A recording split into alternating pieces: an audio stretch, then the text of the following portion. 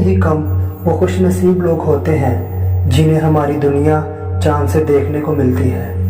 انسان کی یہ فطرت ہے کہ وہ روز ازل سے کائنات کے بارے میں بہت تجسس رکھتا ہے۔ اسی تجسس کے پیش نظر وہ کائنات کی وسعتوں کے بارے میں جاننے کے لیے بہت کوششیں کر رہا ہے۔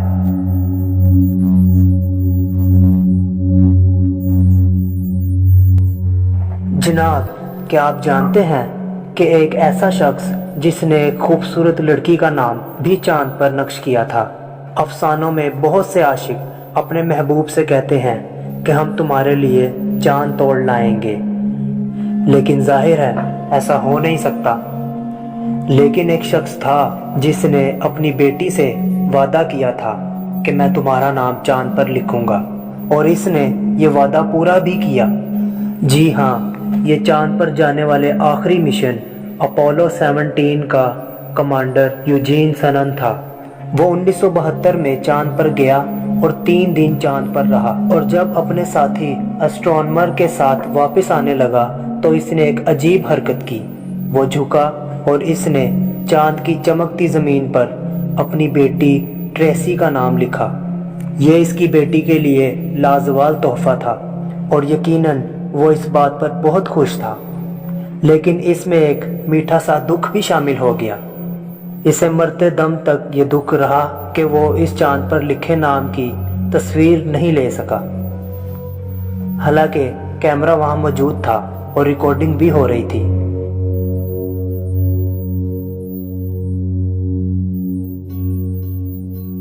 یوجین سنن کا اپولو 17 مشن چاند پر جانے والا آخری مشن تھا۔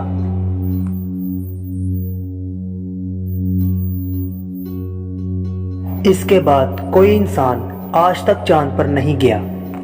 یہ تصویر جو زمین کی سب سے خوبصورت تصویر ہونے کا آغاز رکھتی ہے، اسی مشن کی واپسی پر لی گئی تھی۔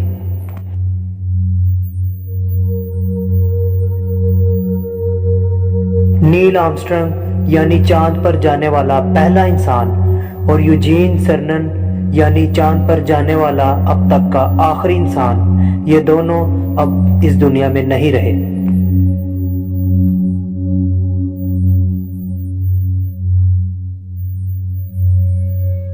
لیکن تاریخ ایک بڑا موڑ لینے والی ہے۔ ایک بار پھر انسان چاند پر نہ صرف جانے بلکہ مستقل اسٹیشن بنانے کی تیاری کر رہا ہے۔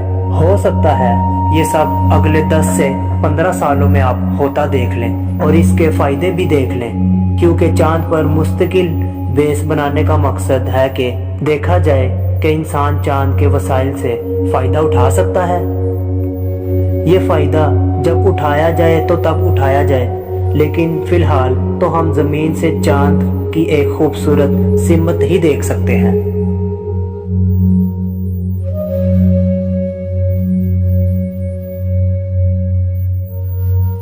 چودھویں کا چاند ہر بار ایک ہی طرح کا کیوں ہوتا ہے؟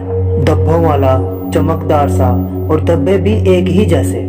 اس کی وجہ یہ ہے کہ چاند زمین کے گرد گردش کرنے کے علاوہ وہ اپنے محور بھی گردش کرتا ہے، لیکن اپنے محور کے گرد ایک چکر پورا کرنے اور زمین کے اطراف ایک چکر پورا کرنے میں اسے ایک سا وقت لگتا ہے۔ یہی وجہ ہے کہ انسان زمین پر بیٹھ کر چاند کی دوسری سمت نہیں دیکھ سکتا، اور اس عمل کو فیس لاک کہتے ہیں۔ لیکن یہ انسان بہت ترقی کر چکا ہے۔ اس نے چاند کی دوسری سمت بھی کھوج ڈالی ہے۔ چاند کی دوسری سمت، جسے فور سائیڈ آف مون کہتے ہیں، جس کی تصاویر انسان برسوں پہلے بنا چکا اور دیکھ چکا ہے۔ لیکن چین کا ایک روبوٹک مشن چاند کی اس دوسری سمت پر لینڈ بھی کر چکا ہے، اور اس ویڈیو کی اپڈیٹ تک مختلف تجربات میں مصروف ہے۔ ممکن ہے کہ ہمیں یہاں سے چاند اور زمین کی تخلیق کے بارے میں مزید معلومات مل سکیں،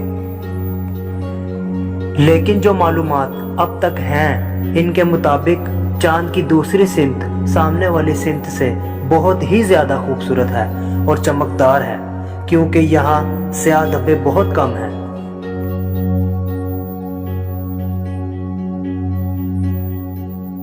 اگر اردو اشعار इस सिमत को देख लें तो अपने महबूब को हमेशा चांद की दूसरी सिमत से तशबीह दिया करें। हो सकता है कि चांद से हमारी मोहब्बत की एक तारीखी साइंसी वजह भी हो, क्योंकि चांद हमारी ज़मीन ही का हिस्सा था, लेकिन कोई 4 अरब साल पहले किसी बहुत बड़े शहाब साकब के टकराने से ज़मीन का एक बड़ा हिस्सा इससे अलग हो गया और कायनात के लॉ ऑफ ग्रेविटेशन के तहत अपने से बड़े जिस्म यानी ज़मीन के गिर्द दायरे में हरकत करने लगा और वक्त के साथ साथ थोड़ा थोड़ा दूर होता चला गया।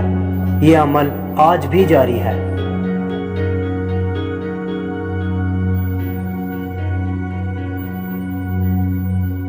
चांद हर साल हमसे 3.8 सेंटीमीटर दूर हो जाता है, लेकिन ये बात हम कैसे जानते हैं?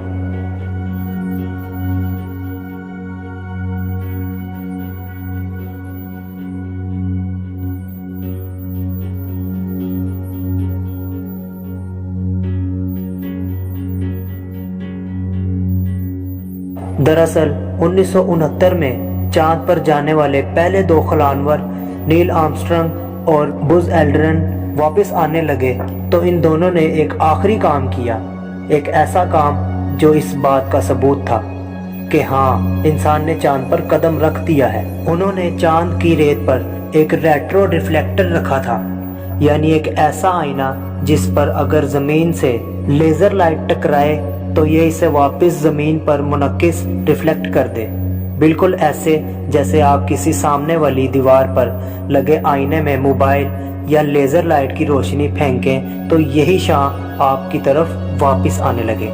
लेकिन ये सिर्फ इन दोनों ने ही ये रिफ्लेक्टर नस्ब नहीं किए थे, बल्कि इनके बाद भी चांद पर जाने वाले 2 मिशंस ने भी मुख्तलिफ मकामात पर ऐसे ही रिफ्लेक्टर नस्ब किए थे। रिफ्लेक्टर आज भी नस्ब हैं। इन्हीं की मदद से हम जानते हैं कि चांद हमसे कितने फासले पर है और हमसे हर साल 3.8 सेंटीमीटर दूर हो रहा है। अगर यही रफ्तार जारी रही तो 50 अरब साल बाद का चांद ज़मीन से नजर ही नहीं आएगा। लेकिन फिक्र मत करें, इससे 45 अरब साल पहले हमारा सूरज अपनी उम्र पूरी कर चुका होगा और ज़मीन पर इंसानी ज़िंदगी एक ऐसा किस्सा बन चुकी होगी जिसे शायद ना कोई सुनाने वाला हो और ना ही कोई सुनने वाला। अगर हम यानी नस्ल आदम ऐसा नहीं चाहते तो हमें अपनी तबाही के सामान पैदा करने की बजाय किसी दूसरे सियारे या खला में रहना सीखना होगा। चलिए आगे बढ़ते हैं और सूरज की तरफ चलते हैं। कहते हैं क़यामत से पहले सूरज मगरिब से तलू होगा। दरअसल हमारे और सूरज के दरमियान भी एक ऐसी धरती है जहां रोज़ क़यामत उतरती है। जी हाँ, हम ऐसी जगह जा रहे हैं जहां रोज़ाना सूरज मगरिब से तलू होता है, जो हमारी ज़मीन और सूरज के दरमियान है। इस धरती का नाम वीनस है। अगर आप जानना चाहते हैं कि वीनस क्या है तो कमेंट सेक्शन में कमेंट कीजिए, तो मैं आने वाली वीडियो में वीनस के बारे में आपको बताऊंगा। तब तक के लिए अपना ख्याल रखिए। अल्लाह हाफिज़।